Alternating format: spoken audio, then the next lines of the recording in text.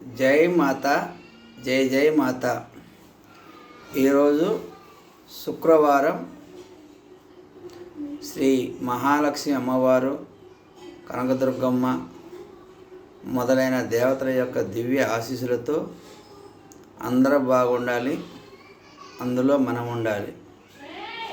మనము ఈరోజు మంచి మాట. మనము ఈరోజు మన గృహంలో పూజా విధానం గురించి నేర్చుకుందాం. ప్రతి ఒక్కరూ వారి స్వగృహంలో, వారి నివాసం ఉండే ఇంట్లో ప్రతిరోజు ఉదయం ఒక పటానికి కానీ, ఒక పూజా మందిరం కానీ, ఫోటోలు అలంకరించుకొని, పూజా మందిరంలో విగ్రహాలు ఉంటే విగ్రహాలకు అలంకరించుకొని, పూజా మందిరంలో విగ్రహాలు 3 అంగుళాలకు మించిగా ఉండకూడదు.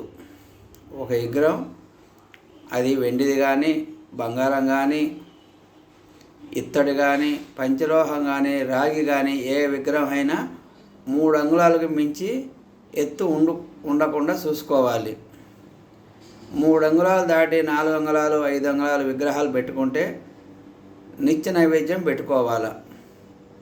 అలా ఇబ్బంది కాబట్టి మనం 3 అంగుళాల లోపు ఉండేటట్టు చూసుకొని విగ్రహాలు పెట్టుకోవాలా. ప్రతిరోజు ఉదయం పూట ఒక అరగంట పాత పూలు తీసేసుకొని కొత్త పూలు అలంకరించుకొని దీపారాధన 2 కుందులు పెట్టుకోవాలా.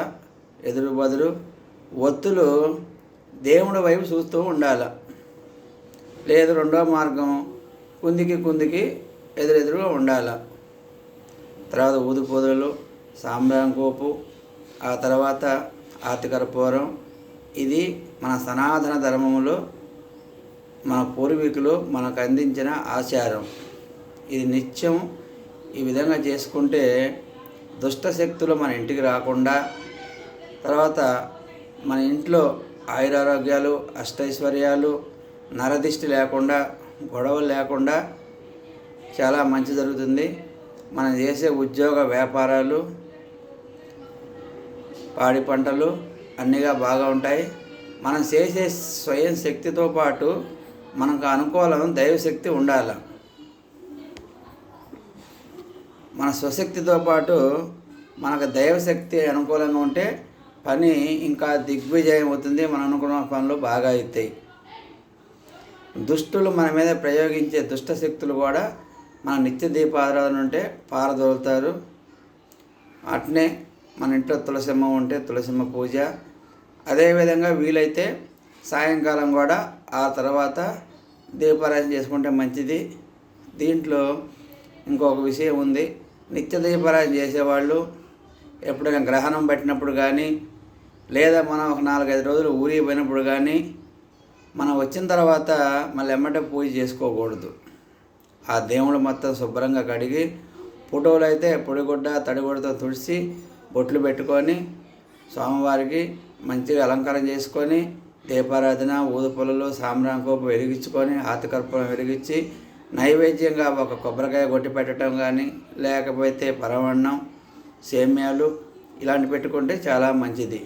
కాదు ఎప్పుడోసారి వారానికి ఒకసారి 10 ఒకసారి దీపారాధన చేసేవాళ్ళు ఈ నియమం పాటించక్కర్లా.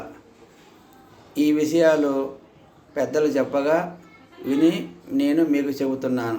కావున ఈ చిన్న సూచన పాటించి అందరూ దైవారాధనలో ఉండి, అందరూ మంచిగా ఉండి, ఆయురారోగ్యాలతో, అష్టైశ్వర్యాలతో, ఉద్యోగ వ్యాపారాలతో మంచిగా ఉండాలని కోరుకుంటూ మీ ఎర్ర శ్రీనివాసరావు, జగ్గయ్యపేట.